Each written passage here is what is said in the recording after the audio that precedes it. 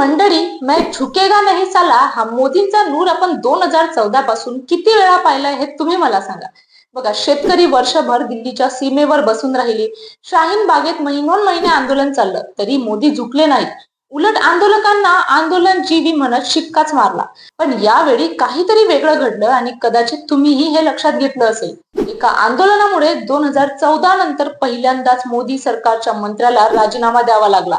तेही घाईघाईत काही आठवड्यातच. आता खरा प्रश्न हा आहे की कधीच न झुकणारे मोदी अचानक झुकले तरी कसे? चला आजच्या भागात हे संपूर्ण माहिती जाणून घेऊया, तर व्हिडिओ शेवटपर्यंत नक्की बघा. आज आपण एकत्र समजून घेणार आहोत की जेनझी आंदोलनानं मोदी सरकारला बॅकफुटवर का आणलं. हे फक्त हेडलाईन वाचून सोडून देण्याजोगी बातमी नाही. याला आपण सविस्तर जाणून घेऊया. तर बघा, आता मोदी सरकार विरोधातली आजवरची मोठी आंदोलनं आठवा जरा.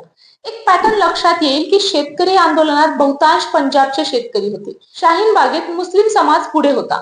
दोन्ही गट राजकीय दृष्ट्या आधीच ओळखता येण्याजोगे होते. सरकारला माहित होतं हा मतदार आधीच आपला आहे की नाही. त्यामुळे निवडणुकी आधी सोयीस्कर वेळी माघार घेतली गेली. पण जेनझी आंदोलनात हे गणित फसलं का? तर ते समजून घेऊया. कारण या आंदोलनाला कुठलीच एक ओळख चिटकवता आली नाही. केरळ पासून काश्मीर पर्यंत, गावात असो वा शहरात, हा तरुण वर्ग एक शिक्क्यात बसतच नाही.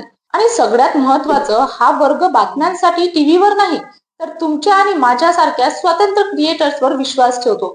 आणि नेमकं तिथेच भाजपचं प्रचार यंत्रणा पोहोचू शकली नाही. आता याच्या मुळाशी दोन गोष्टी होत्या ज्या कदाचित तुमच्याही घरात चर्चेचा विषय झाल्या असतील. पहिली म्हणजे नीट पेपर फुटी. दरवर्षी 20 ते 22 लाख विद्यार्थी ही परीक्षा देतात. घरातलं एक मूल परीक्षा देतं म्हणजे संपूर्ण कुटुंब त्याच्याशी जोडलेलं असतं. असे जवळपास 1 कोटी लोक. हा तोच मध्यम वर्ग आहे जो शिक्षणातून आयुष्य घडवण्याचं स्वप्न बघतो. आता पेपर फुटीमुळे काय झालं, या स्वप्नालाच तडा गेला आणि राग व्यवस्थेकडे वळला. दुसरी गोष्ट होती न्याय व्यवस्थेतल्या एका वरिष्ठ व्यक्तीचं एका समाजाबद्दलचं वादग्रस्त वक्तव्य, ज्यानं आणीबाणीतही टिकलेला विश्वासच हादरवला. या दोन्ही गोष्टींनी एकच केलं, महत्वाकांक्षी तरुण पिढीच्या स्वप्नाला धक्का दिला आणि मग हाच वर्ग रस्त्यावर उतरला. आता जरा आकडे बघू आणि हे तुमच्यासाठीही महत्वाचे आहे. जेनझी म्हणजे 1997 ते 2012 दरम्यान जन्मलेली पिढी. यातला सगळ्यात लहान मतदार 2030 मध्ये पहिल्यांदा मत देईल. 2019 मध्ये पहिल्यांदा मतदान करणाऱ्या 18 ते 22 वयोगटातल्या तरुणांपैकी 43% भाजपकडे गेले होते. 2024 मध्ये हा आकडा घसरून 39 झाला आणि 2029 पर्यंत एकूण मतदानापैकी 25 ते 30% वाटा एकट्या जेनझीचा असेल. तोही मुख्यतः शहरी भागात, जिथे भाजपचा प्रभाव आजही मजबूत आहे.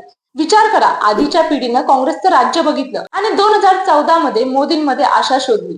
पण आपण सर्वांनी जन्मापासून मोदींनाच पंतप्रधान म्हणून बघितलंय. त्यामुळे आता काहीतरी वेगळं ही भावना याच पिढीत सगळ्यात जास्त आहे. म्हणजे शेतकरी आंदोलन असो की शाहीन बाग, ज्या मोदींनी कधी माघार घेतली नाही तेच मोदी यावेळी झुकले. मंत्र्याचा राजीनामा घेतला, स्वतः रील्स बनवायला लागले, मंत्र्यांना इंस्टाग्राम वापरायचा सल्ला दिला. पण एक गोष्ट विसरू नका, संघ परिवार संगणकाला विरोध करत असतानाही लॅपटॉप वापरणारे मोदीच होते. त्यामुळे प्रकरण संपलं असं समजून गाफील राहू नका. आता तुम्हीच सांगा, मोदी खरंच बदलले की हा फक्त तात्पुरता डॅमेज कंट्रोल आहे? खाली कमेंट मध्ये नक्की लिहा आणि तुमच्या ओळखीत कोणी जेनझी असेल तर हा व्हिडिओ नक्की त्यांना पाठवा. व्हिडिओ आवडला तर लाईक, शेअर आणि सबस्क्राईब करा. धन्यवाद.